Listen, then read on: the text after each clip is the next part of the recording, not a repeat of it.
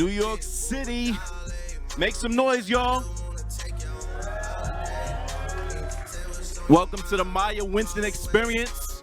I'm your boy Blue from the Blue Dope Podcast. How y'all feeling? Happy New York Fashion Week. Who did something for New York Fashion Week? No one? This is your first event. Y'all supposed to all raise your hand. It's expensive though. New York Fashion Week is expensive. Who did the Drake concert? No, I thought y'all was outside. None of y'all was outside? Man, US Open? A few US Open? That was money, right? Who went to Renaissance? A lot of money. But this is free tonight, right? Y'all happy? Y'all didn't have to affirm. You only had to do Klarna. No paying for. Y'all gotta thank Maya for that. We're in Samsung. Y'all realize that? This is Samsung. It's not anywhere else. Samsung's about the culture. We appreciate them letting us have this here tonight. But I'm about to bring out Maya, but real quick, I've known him for over a decade, and what I could say about him is he's been a consistent person. A lot of you are finding out who Maya is for the first time. A lot of people didn't know the face before, that they knew the brand, right? But they didn't know the face. So tonight we're gonna have a conversation with him. We got Jeroslyn JoVonn in the building as well from Black Enterprise, right? I know some of y'all came out to see Salina as well. So with no further ado, we're gonna bring out Maya. Hello. Bro, how you? I really wanted to play I Can though, bro. I really want to play I Can by Chronix. Like we gotta pull that up and play that. We gotta start it like that. You got that? Maya needs a vibe. Before we start the conversation, I need y'all to hear this song because this is just close to me and it's how I'm feeling, you know. I see my family in the front, so Clap it up, clap it I see my up. people in the crowd, so it's all good. But I really need that song.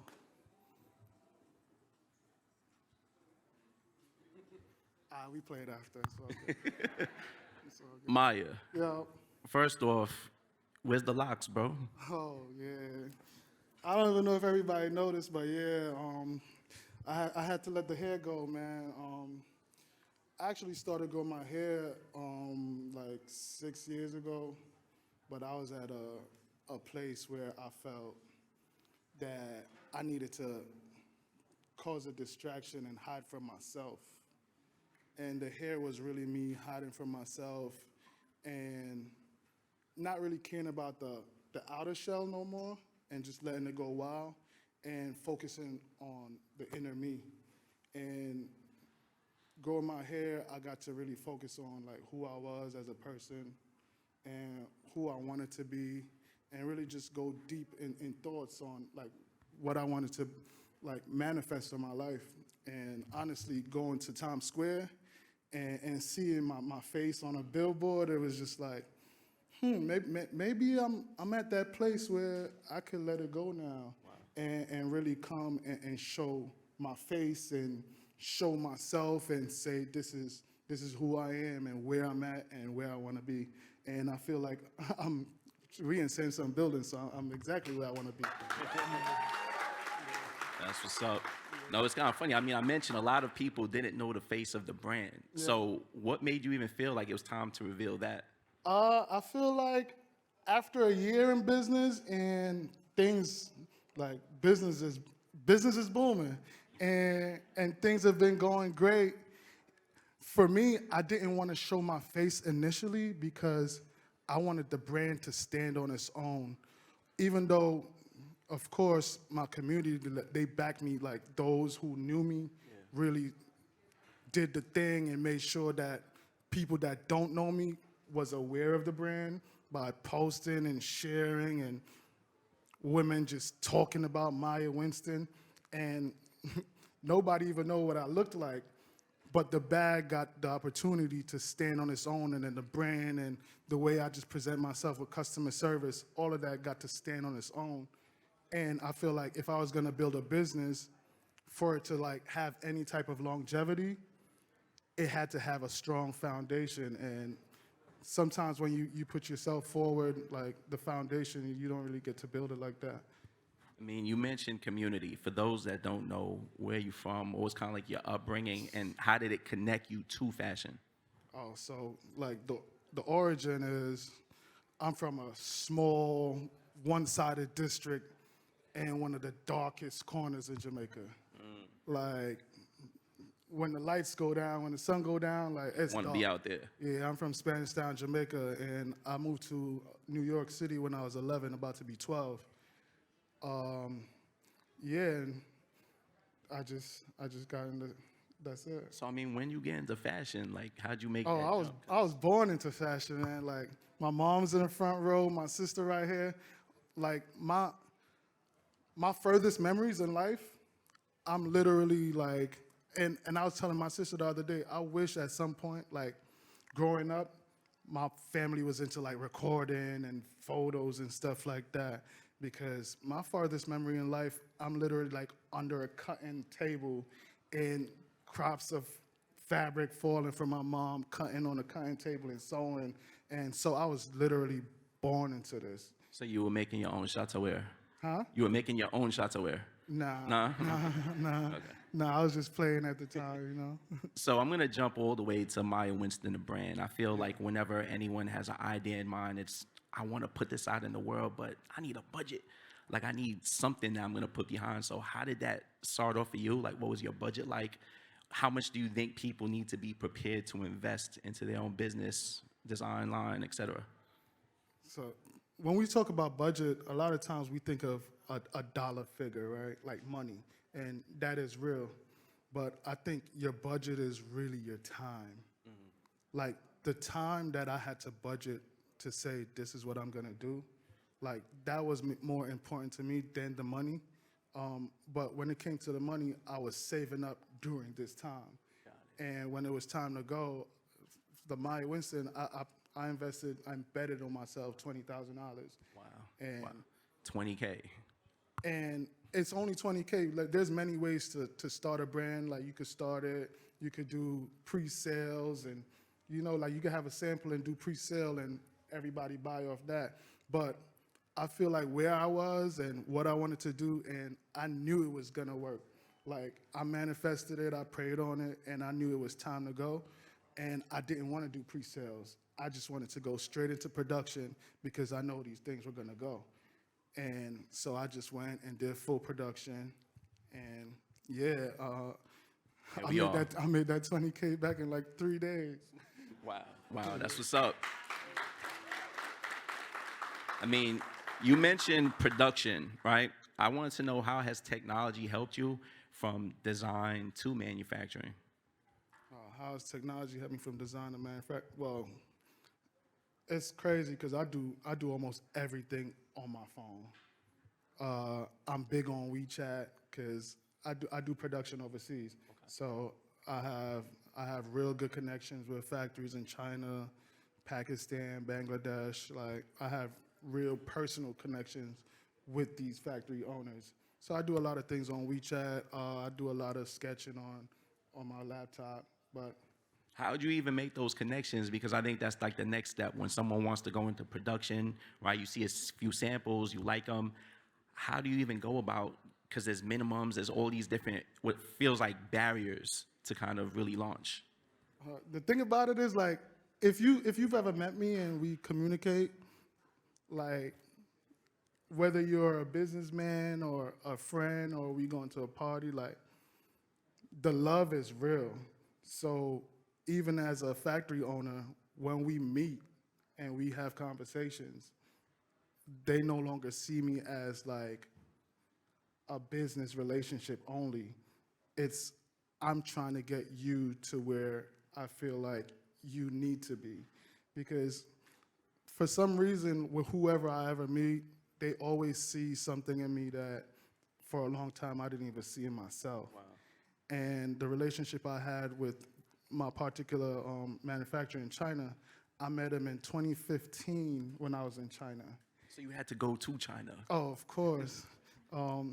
I met him in 2015 when I went to China, and I didn't even go to China to make bags, but it was an opportunity to make some samples, and I wanted some bags just for myself, carry my own wallet with my name on it. So I made some, and I kept communication with him throughout that whole time, and we're really good like that. So when it comes to minimums, he works with me. Like I don't really have those minimums issues.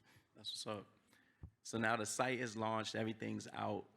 How did you get the word out? Like, did you have to go like search engine optimization? How did you draw people to your site at first? Right here. Yeah. Clap for yourselves. Like the word was out before I had a website. I made a website because the word was out. Like, true story. I made a website because the word was out. I was already selling without a website. Wow. I sold practically a third of my inventory before I even had a website, because once I posted on Instagram and they got a hold of it, it was like wildfire. Like Olivia's right here in the front. Like, I've never met her a day in my life. This is my first time ever seeing her That's in what's person. up. And Welcome, Olivia. to her friends, like, it's crazy. And that's just how it is with everybody here. So I mean, that's really organic. And then as we jump in, You say the word organic, that's the thing for me. I wanted to stand on being super authentic, super organic throughout the whole phase. I, even when it comes down to like social media, Instagram and whatever, you have people that buy followers or just do the thing to make it seem like what it's not. And down to saying I wanted to do like marketing promotions with like even like Google ads and stuff. Yeah. My whole thing is I don't want to run ads. For the first year, I don't want to run ads. I don't want to do nothing that's not coming directly from my people. And because of that, I felt like the foundation that I got the opportunity to build, it was stronger that way. and I mean, within this first year, you also then ended up on the arms of content creators and celebrities. So what is it like for you to even have to try to engage with them as well? Even that, right? Waking up on Christmas morning and see Remy Ma at the Garden, front row at the Garden. Remy Ma, that's done, but I don't know if he's here, but I have a really close friend, Daniel, and he calls me and said, hey, I'm shooting Remy Ma today. Wow. And she said, you should come down here. But that's just the thing. Like all my friends, everyone, if they're in a position to spread the word and say some good things about me, they will, because that's just who I am as a person. And I feel like whatever you put out and however you put it out, that's how you get it back in return.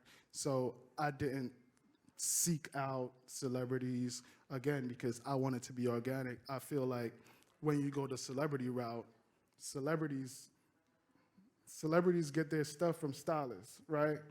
And once the celebrity posts, their fans then get on that, but their fans don't really know why they're getting on that because a celebrity has it. But the thing about a celebrity is tomorrow they're gonna wear another brand. And when they wear that brand, their fans are on that brand tomorrow. So there's no consistency, there's no, like, I want Maya Winston to be like a cult. Yeah. I want to feel like the J. Cole of this, you know, like I want to say like when I put something out, you're gonna get it because we're like that. Has your gender, age, sexuality, has any of that been a barrier for you, or have you felt anything indifferent jumping into the fashion industry? I wouldn't notice because, like, think about it. My name's Maya. A lot of people thought you were a woman for a while. They was like, yo, who's the woman behind this brand? But the thing about it is, like, my name being Maya, my name didn't just become Maya.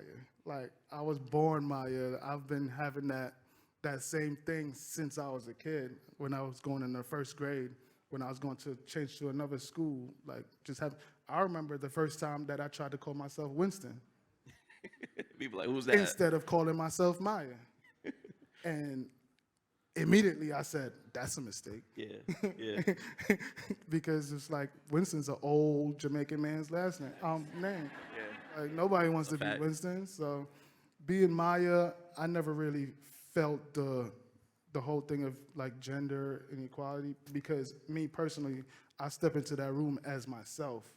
And however you approach me, I wouldn't even notice it because I have my own objectives, you know. I mean, you could have made a brand that focused on stuff you could put on your own back. Why did you focus on women? Well, I can't buy all my inventory, so I'm not gonna do a brand that I need to buy for myself. But as you can see, like this is my family right here. Like, I have a mom, my sisters, my nephew, but I was raised by a woman, like a woman household.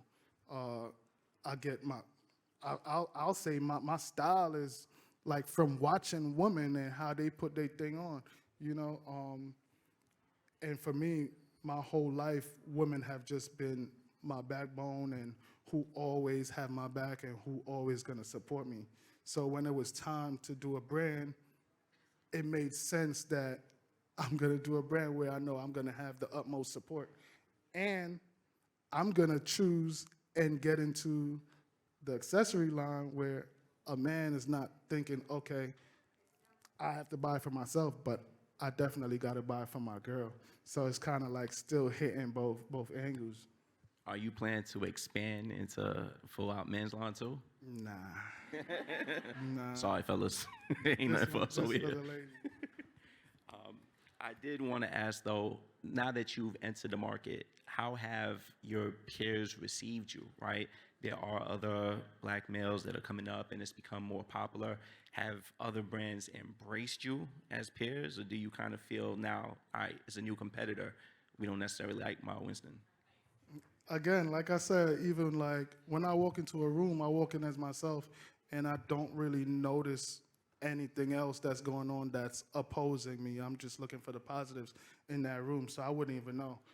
At the end of the day, I just know that I have these people that really support me, and my focus is on my customers and the people that's riding with me.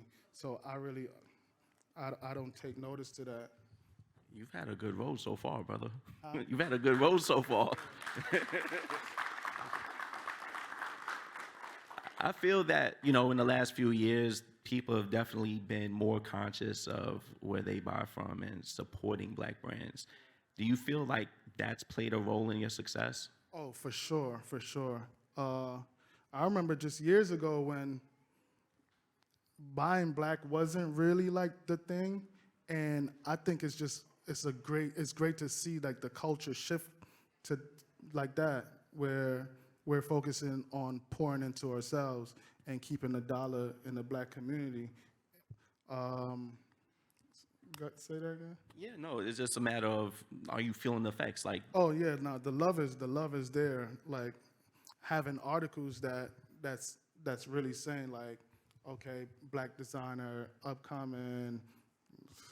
You, it's everything to me.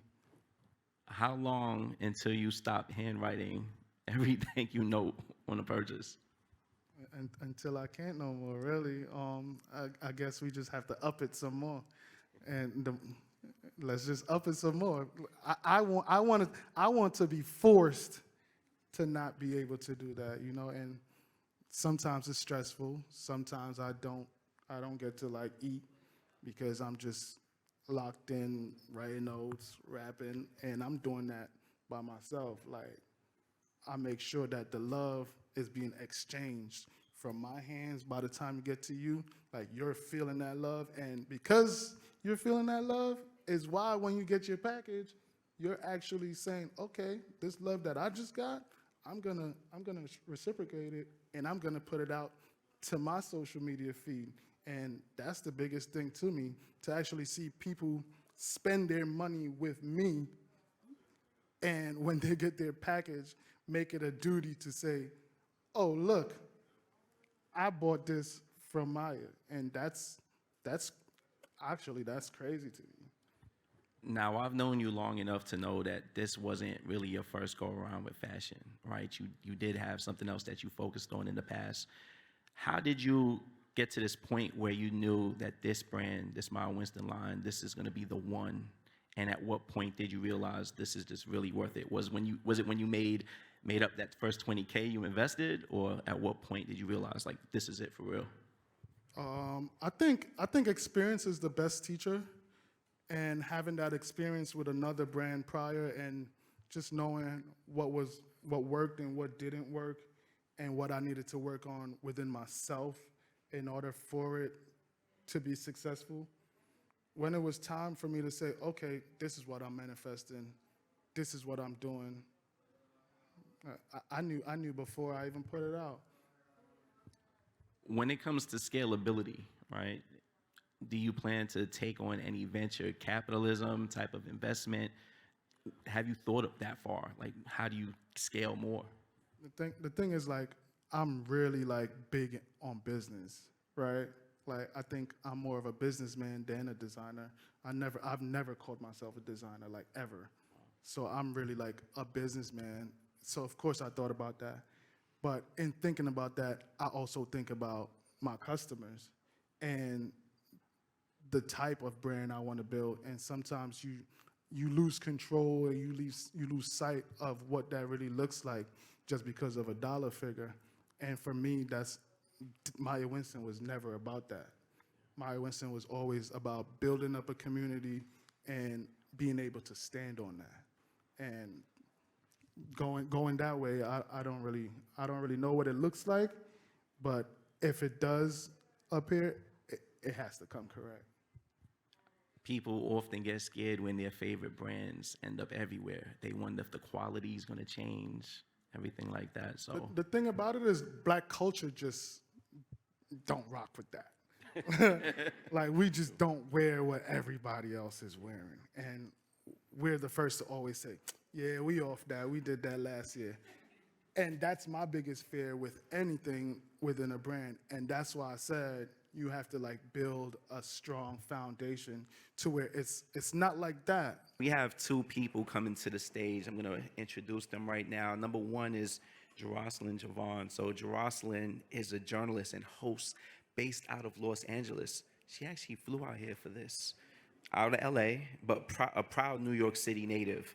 She has a bachelor's in media and communications from Old Westbury. And Jeroslyn started her career launching her own blog before going on to hold writer and editor positions with leading media outlets. Jeroslyn currently works as a writer and host with Black Enterprise, where she hosts her show, The Culture Shift with Jeroslyn JoVonn, aimed at inspiring the leaders of tomorrow. Jeroslyn lives by her mission to be bold, stand out, and make a statement. Next up, we also have Salina, aka Salina Sincerely, who is an over 50 creator, mom of 3, that is still discovering who she is while navigating menopause. Love and life with style. Her biggest goal is to use her platform to dispel untruths and misconceptions about aging. Let's clap it up for him.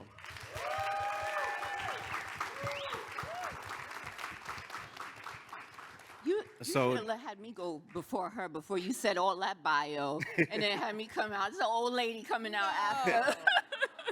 A goddess came out. You goes for all of them. Yes, literally. I'm gonna put you in the hot seat first, Jeroslyn, though. Okay, I'm ready. I just want you to share kind of with everyone how you started with media. I know you had the blog, but how did you kind of make the jump to Black Enterprise? Right. Because I know it didn't happen overnight. It sure didn't, but it for me, it was like entrepreneurship to employment to freelance to freedom. Like it was like I started my own blog. It was years ago. The scene was different. The media scene was different. Everybody wasn't just hiring straight out of college, but I knew what I wanted to do, and I knew I just had the talent and the passion, and I started my own outlet. This was like before Shade Room, before a lot of the ones that are like really dominating right now. So there wasn't really a mold to follow. So I was just kind of doing my own thing, but doing it so well that people were working with me with no money. So I was just like, okay, after a while I was like, okay, I don't really know. I'm just like kind of hitting brick walls. I really need to go put myself out there. And I applied for an internship. I went from an unpaid intern to a managing editor, got moved out to LA. From there, once you're in, you're in. And so I was in, and with Black Enterprise, this was like almost 3 years ago, they were hiring. And I just applied, and I got it. And then once I was in there, you read the room first. You read the room, you see what's missing. How can I fill these gaps? And what I love about them is they see my value, they appreciate my value, and it's just been up from there. So yeah. They've had some easy roads, right? That's what it sounds like, but it's a blessing. It's a blessing. Yes. How have other like media platforms, like such as podcasts, how's it impacted like your side of media in the last few years? Oh, it's so much better, because before if you want to be in media, you were having to hope on, you got hired for a television company, and they wasn't really hiring people that look like me. So now with the podcast scene, it's just organic. You can do it yourself, build your own brand, your own fan base, your own crowd. First of all, I just love your energy. You were just like giving it to me, and I'm taking it. Exactly. You're like, you're giving it, I'm taking it. And really connect with people without it. And you see it just every day now. Like, people are really, from Jesus and Mero to Z-Way, started from a podcast, and now it can branch to television. So just now is definitely the time. That's what's up. Salina, Yes. I wanted to, how did you get your start in content creation, and when did you realize that there was a lane and a space for you? I've been on there for so long. I've been on Instagram for 8 years. And then the last 2.5 years, people were like, oh, who's that old lady? What she got on? And once COVID, because so we was baking bread and doing TikTok dances, and I can't do either. So my youngest and I started making reels. But I always had fashion involved, and that's always been my passion. And so I started to just take my own pictures with my tripod. And I still, to this day, I do it by myself. I put my tripod out at 7 o'clock in the morning before I go to a job and take my content and post it. And then people started recognizing me, and brands were like, we would like to give you money. Money? You could get money here too? And as soon as I found out you could get some money, I was like, this is, we might have to think about this. So I'm still going to that job, but soon as brands recognized me and realized that older women, older people, I'm much older than these lovely people here, and that you can do other things. I was raised in a place where you were supposed to get a job, and you were supposed to stay at that job and get your pension and be grateful and move down south and be happy. And then these lovely people taught me, social media is a blessing and a curse, but it taught me that you don't have to do that anymore. That you can really make your own way in your own life and your own career by being who you are. And I was raised scared, and we were raised that way. If you don't have a check, if you don't have a pension, if you don't have health insurance, and my 2 adult children, 26 and 32, is like, we outside. I'm not staying at this job. You know what that man said to me? He said, I got to be here at 9 o'clock, and I can't be here at 9 o'clock, and they will leave a job. So I've learned that the opportunities are everywhere, and you don't play. You don't play. So I've learned that I could start making money. And when I started to make money and I started to value myself and started to charge what I deserved, and the first time somebody paid it, I said, oh, it's over for y'all.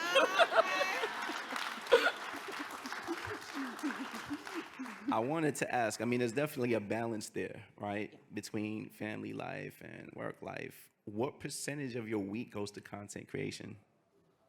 100%. If anybody tells you different, that is in that space, they're not being honest, because you are figuring out what you're going to post. You're deciding when you're going to post it. Then you have to post it. Then you have to see if people are actually engaging in it. Then you maybe owe a brand something, so you got to make sure the brand gets their stuff. Then the brand needs their invoice. Then they got to get their money to you. And if they don't get it, you got to follow up. You are doing, that is all day. That is a job. And so when people are like showing you their, smoothie in the morning in their lovely apartment and they're lifting their laptop up, that is bullshit. The little 4 feet in front of my camera is the only thing that looks good in my apartment, okay? Everything else looks crazy, because after I did that setup, then I did the fake afternoon setup, So it is 100% of your time if that is what you want to do. And it's okay, because there's so much money to be had, but don't let them make you think it's a couple hours a week afternoon thing. It's not. Come on now with the truth.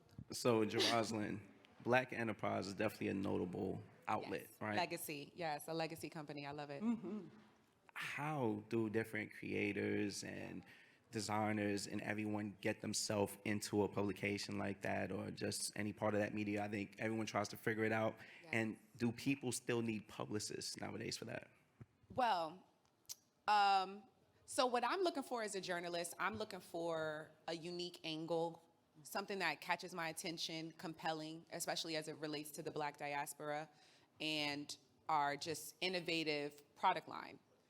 So you take somebody like Maya, for example. He didn't have anybody reach out to me. One, you know, we know each other personally, so I was able to get his bags on my radar, and I came up with the angle of just like, these are Black handbag designers that you need to know about. But there are a ton of brands that reach out to me, and like I said, those are the things that I'm looking for, but you don't necessarily need a publicist. It just helps because you have to have a compelling pitch, and you're making amazing handbags. You're handwriting your notes to each of your clients, which is so beautiful. He don't have no time, and that's not his forte, right? He is a designer. He's a creative. Writing isn't his thing, so that's where you get a publicist. They also have the access. They have the email list, but there are always loopholes, right? So maybe you just hire a freelance writer for like $30 to $50 and write your pitch. And then you could just reach out to you can get on like a PR newswire and send it out. And if you stay consistent with that, people will pick it up. It'll get picked up. There's always ways of kind of working around it, but you definitely want to hire somebody with the gift of written word, to put your branding, your messaging together, because that's what I'm paying attention to. If somebody is reaching out to me and I could just tell it was sent from their iPhone, and it's just like, I just got one of those other day, hey, so I got so-and-so, and they're doing this, I'm Delete. we're not, I don't even, ignore, next, you know? So having a publicist helps because they have that access. They've already built the relationships with us, and, you know, but they expensive though. They're not cheap. So, you know, if you're just not there yet, take your time. Because also, like, I've covered, especially with Black Enterprise, we've covered people that are just getting started. You know, it's all about, you know, the timing. And if it's your time, it's your time. Nobody's going to take that from you. So, but having a publicist helps, you know. I can't deny. Almost on the same note, Salina, I wanted to ask, do stylists ever position new brands to you? How do you interact with stylists? I haven't actually interacted with any stylists at all. I get people who ask me to style them, and so that's what happens for me. And I'm not there yet. I can't. I don't know what I'm gonna put on until I get up. I really don't. So I have not had that experience. So I'm lucky that way. I mean, you mentioned the invoicing and everything that you have to do with the brands. I wanted to know from Maya, how does that end up working out for you? What's it like from your seat as a designer when you have to go through that process with someone? So I still haven't went through that process. And that's the beauty of it, right? You get to hear what it sounds like coming from a publicist standpoint and what it sounds like coming from a content creator standpoint. And for me, that's the whole Maya Winston experience, because me as the brand, I want my clients or customers to get an understanding of what actually goes into getting this brand to get to the scale that you all actually want to see this brand at. And that's why I actually have them here. So it's being televised that although we're here now on this platform, It's organically happening right now. it's organically happening, but in order for it to get to the next level, I'm gonna need y'all even more. So I mean, I'm really trying to understand because there's a dynamic there, No. right? So, Salina, Maya, what is a normal interaction like to get it to actually happening? and our interaction was just super organic. Again, the bag was going like wildfire, it came on her radar, but I'm actually like tapped into, we're almost family of how long I've known her daughter. So again, it's Maya Winston has always, and I feel like it will always be a situation where we are who we got. And it's each one of us that's saying, okay, let me put you in a position to get better. And of course, we're gonna get to the level where we start hiring content creators, because that again is the Maya Winston way to spread the love, and everybody eats and each one is for one. But until we get there, this is what it is. Listen, I bought my first bag. Exactly. Okay? It wasn't no, oh, Jeroslyn, I got, I bought my first bag. Then when I knew I was going to feature him, he got a publicist that reached out, and I asked, okay? And then he hit me up. He was like, so how's that? Because he knew what bag I bought. He was like, so how's that other bag working out for you? I was like, it's working great, but I need to know. It would have been better. Yeah, okay. But like, he's not lying. Like, it is very organic. All the support he's getting is just, it's natural, and it's just gonna keep going up from here. Let me just say this as a creator, Yes. that when you're giving a lot of things. People get a lot of stuff. Back in the day, I didn't know that, so I was spending a lot of money on stuff. And so we get a lot of stuff. And when you're giving stuff on a PR list that you didn't ask for, or they didn't talk to your people about, or talk to you about, you are not obligated to post. So even though I didn't have to buy my bag. I was given my bag, and every opportunity I can, I repost that. You know, I need another bag because it's been tired. Listen. But every time I get the chance to show that bag, I show that bag. And that is because it goes back to what Maya said earlier. If you see a celebrity with a bag and the next day she got a different bag, you're going to buy that bag. But when the person behind the bag you respect and you admire and you appreciate everything that they've done, you're going to represent that bag. And so that is why most of you, all of you are probably here. You ain't here for me, or here, and I'm going to continue to support because he is genuine. What you see is what you get. Yes. And that's why we're here. Yes. I love all the bags in the audience, too. Yeah, isn't that nice? All the Maya Winston bags in the See 'em. audience. It just looks so pretty, just colorful. I love it. So, Jeroslyn, we spoke a little bit about how just it's been a time for Black business owners, and the last few years we've seen, again, people being conscious of where they buy. Right. With you being at Black Enterprise, can you give us some insights on why people of color should even just become and get into the business they've been thinking of now? Oh, yeah. Now is the time. I even just wrote, I saw a story. It said, this is the lowest poverty rate in the Black community ever. Like, it's like, Amen. We got money. Nice. And before, we've always been the biggest consumers on the market, but before we were putting that in other people's pockets. Now we're spending our own dollars within ourselves. So that's why you're seeing this emergence of Black luxury, Black wealth, just Black lifestyle. It is the time. I love covering even like lifestyle content, seeing just Black people creating bags, luggages, glasses, jackets. Like, it's just so dope because you've never seen that before. So if ever there was a time to start a business of any type, the time is now, because we are going to support each other. We're making up for lost time. So there's no reason to hold yourself back. You deserve. Exactly. And Maya, we didn't touch on this, but I feel like your brand is definitely niche because there's a part of it that it is very lifestyle, right? As we see right now behind us, this is all lifestyle. Can you talk about kind of your intention behind why you've went that route? So, like, I travel a lot, and for me, it was more of, even like coming up with designs, I try to put myself into, like, I people watch a lot, and I try to envision where you're actually going to be going and sporting this bag. And for me, it's all lifestyle. Everything about it, whether you're traveling, whether you're going to brunch, because that's what the girls do. Yeah, that's it. It's like, yeah, we do that. So I just wanted to create a lifestyle and something for people to rally around. And yeah. regarding artificial intelligence, that's the buzzword, right? And everyone's trying to figure out how to use it and capitalize, whether it's from copywriting to whatever it may be, making reels. I wanted to ask, I'll start with you, Maya. How are you using AI?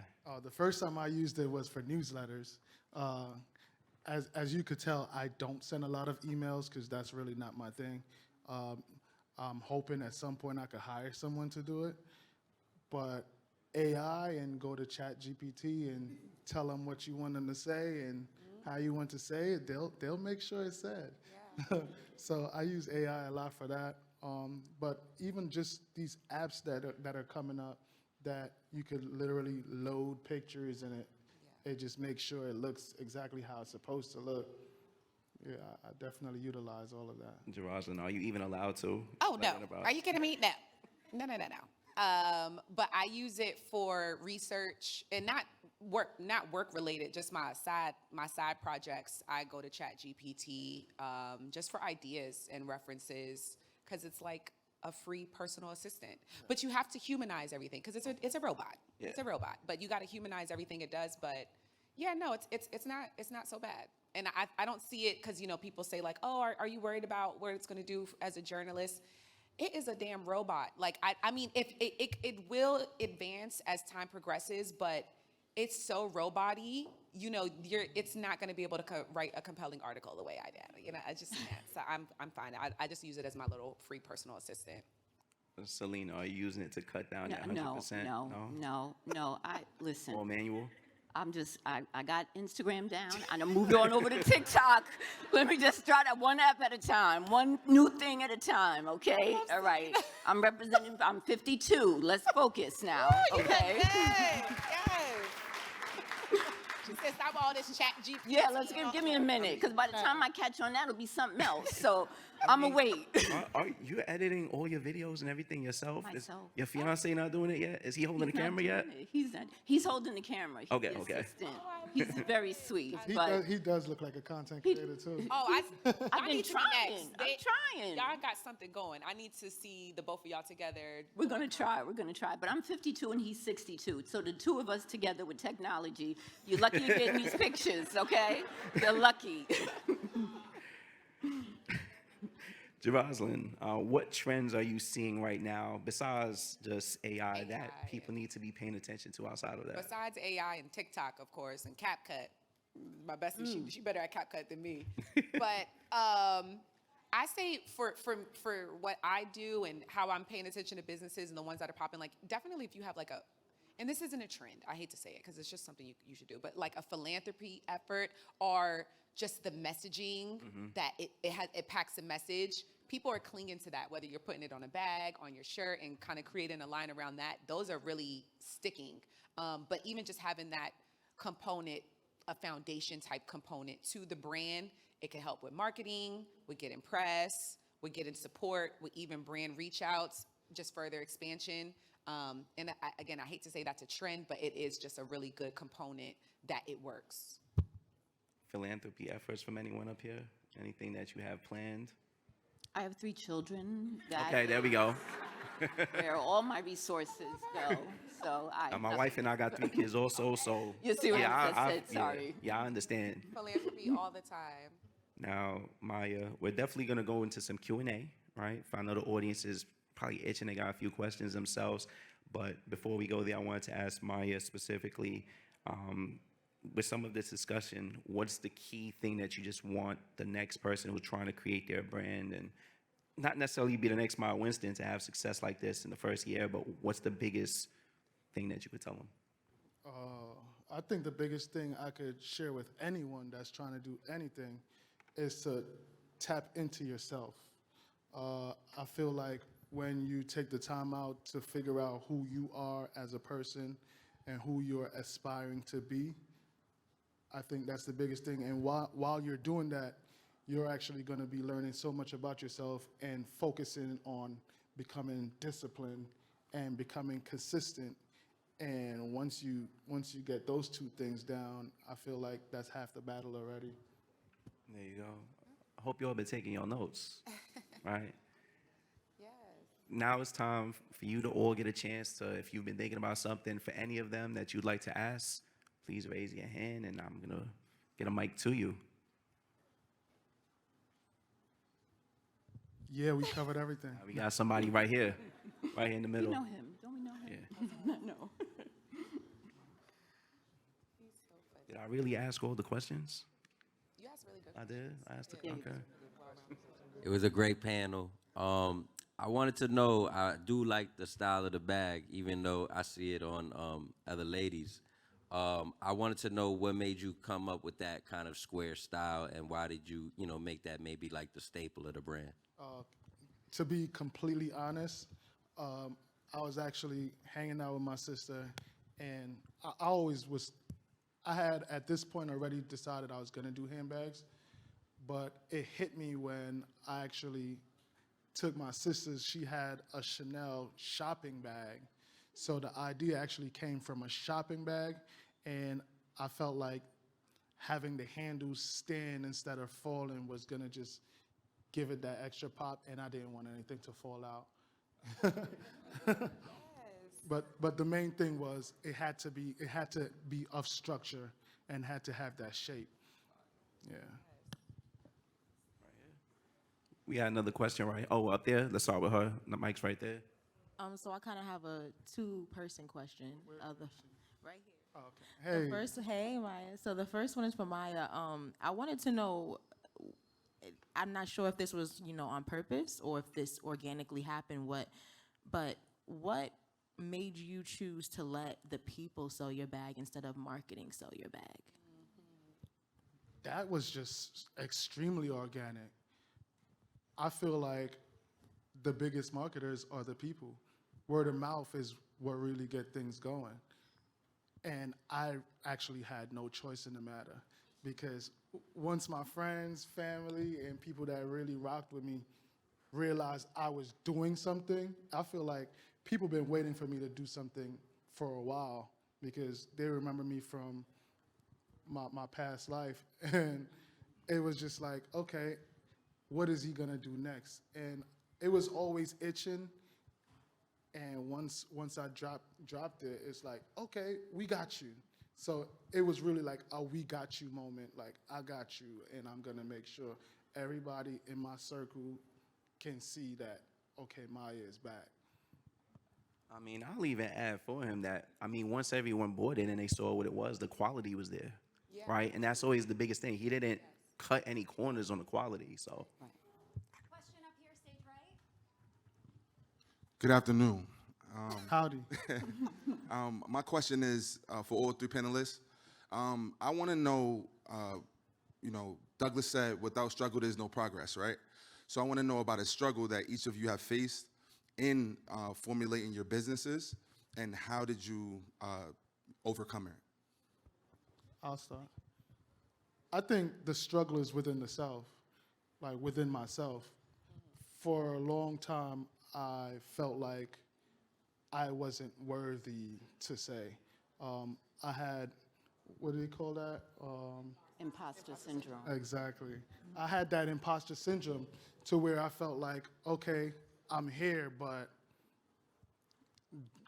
how did I get here? And for a long time, when I had another brand, I was told that I didn't have the experience, or this is just happening because of so-and-so. And I actually had to work through those traumas and go and get the experience. Like, what a lot of people don't know, I had a brand before I even decided I wanted to be in fashion. It just so happened to happen. My mom started making samples, and I was wearing them, and everybody wanted to rock them. And just that thing that was in me was just like, how did I get here? And not understanding why you're doing something, and I feel like that will eat you alive when other people can tell you about yourself and you can't really tell yourself about yourself. So I think what you have to overcome in life is that self-doubt, and once you overcome that, there's no stopping you. That's right. Yes. Great question. And for me, it's always been a struggle. Like I said, my start, nobody was trying to hire me. I had to just stay consistent. Like the passion that burns inside of me to do what I do, it just couldn't be denied, whether I was working as a receptionist, whether I was doing a retail job, whether I was unemployed. I just kept going. And it always sounds cheesy, and I hate that it's like the word consistency, but it really is consistency. Like you just keep knocking. The door's gonna come down. And then we were just talking about this backstage, like, it just feels like it's my season, you know, and you know me, so you know I put in a lot of work, and it's like, it's my time, and it just can't be denied.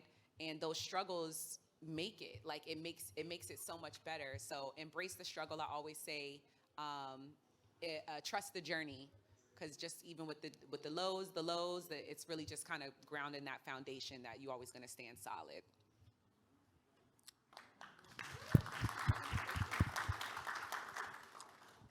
For me, I think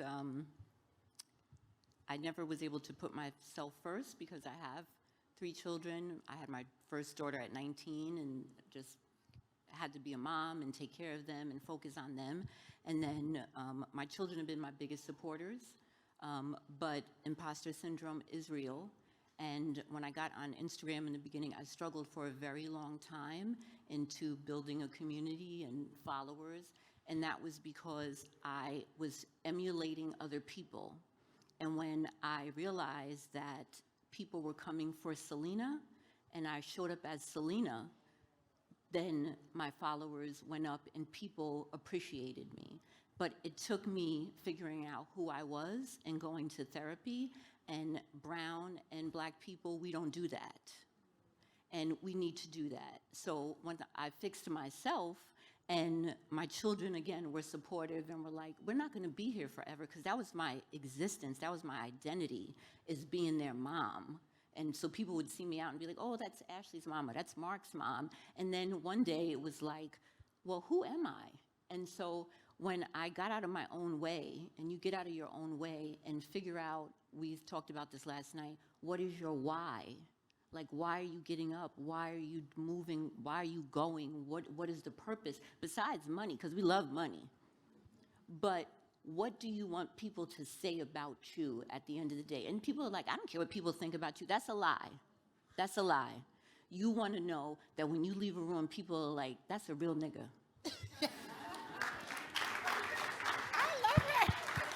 Salina always keeps it a buck. She keeps it a buck. We got time for 2 more questions. I had this Scott Zaza right here for a while, so. Yeah. Congratulations. I just want to say congratulations first and foremost to my brother. You know, it's an honor to be here. I'm proud of you. I'm inspired by you. And just to ask my question, a lot of these high-end designers, luxury designers, like the bags usually have like the logo prints on it, like the Gucci, Louis Vuitton, Fendi, Goyard, and such. What I love about your bag is that it's just simple, bright color palette, and it really makes the quality of the bag stand out to me. So my question is, what made you sway away from going with the logo prints all over or the abstract, meticulous type of designs and just keep it real simple? And my second question is, where you get that jacket from? He snuck in 2 questions, but that's a good second question. First of all, thank you for being here, my boy. That second question got crazy. But for me, the loudest one in the room is always like not it, right? For me, I wanted to focus on quality. What a lot of you don't know is I do product development and production in my day job, right? So we're not there yet where I quit my job. I still go to work.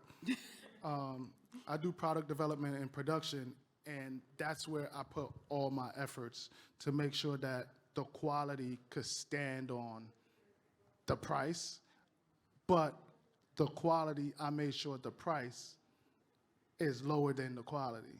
So hand in hand, by the time you actually get the bag in your hand, whatever decision that you thought about when you were purchasing a $200 bag, when you got it, you're no longer like, okay, that was a good purchase. So for me, not going loud and just focusing on the quality was the right way to go. And the jacket. In the jacket. Salina's like, how do I get that? I'm gonna iron that jacket. It might leave with me tonight. I don't know. The jacket came because I heard that I was doing a Samsung event. So I quickly hit up my guy in Pakistan and told him I needed something fresh for this. So this is a one-of-one, a custom. This is just for me. Ooh, you better. We, Question top right. all right, this is gonna be the last one. You gotta make it good. No pressure. No pressure, no pressure. pressure. First of all, congratulations, Maya. Love you to death. To the two other panelists, this has been an insightful panel. And I would say, just to cap it off, I feel like I've learned a lot. Thank you. Learned even in this 20-minute session. So thank you both. This last question is going to go to Maya. And I don't know how comfortable you feel answering this question, but life is a blessing. And I'm one of those people that can stand here and say, I'm grateful that you've had an opportunity to execute this because you've always been built for this. I'm curious to ask you, we spoke about direct influences, beautiful mommy in the front, sis Tiff, love you, just the same. I'm curious to know, how have those indirect things that weren't expected, those influences, how's those experiences driven you, both in the fashion side of the fence, but also just personally in your day-to-day? I'm very curious because I've watched you persevere so many things that were unexpected. So that's my last question for you. Like, give me an example of the unexpected. Well, the unexpected is me waking up in the morning and finding out that one of my best friends had been in a major accident. Lost his dad. Someone who I know means so much to him, known him since high school. So I'm curious because Maya that I know is not one to belabor how sad or how tough it is in the moment, because the Maya I know is a fighter. So I'm just curious if you'd be comfortable sharing how those experiences has helped to mold you in this phase 2 that we're seeing right now. That's crazy. Like, you can't do that like that, but. Good way to close it out, though. Yeah, those experiences, like, those were big for me because it put me in it put me in situations where you almost think that you're supposed to die from those. Like, though you're not supposed to come back from situations like that. And almost selfishly, those situations are what fuel me. Because when the worst things happen to you in life, you have to start wondering, like, why they happen to you, for one. And being in a car accident like that where someone actually did pass away, it's like, why am I still here? And those things kind of give you, like, purpose in life. And with those, like, that's crazy, bro. Yes. I just have one last question for Maya. What is next for Maya Winston Experience? What products can we expect that you'll be sending me? Uh-oh, they spotted some of Some the products. samples. We've seen a little something, a sneak peek. Yeah. No, so the main thing is, right, I'm not, like I said before, I'm not a designer, right? Okay. So to label me as a handbag designer or anything is just not true. Okay. So for me, I just go with the flow, and whatever feels right. And it's really like a lifestyle, and I go with what I like to see and how I like to see it worn. Okay. So for me, it's gonna be a lot more products, gonna be a lot more handbags. Might see some sunglasses here and there. Here and here. Right. Yeah, but at the end of the day, it's gonna be a full lifestyle brand. We just taking our time with it. Like I said, we building a strong foundation. We're not trying to get big too fast because we have to make sure that the foundation is solid. But they got some sunglasses back there. So. Sure did. Those will be. I'm actually releasing a new bag in a couple of days. I'm working on something digitally, but it's more to come. It's more to come.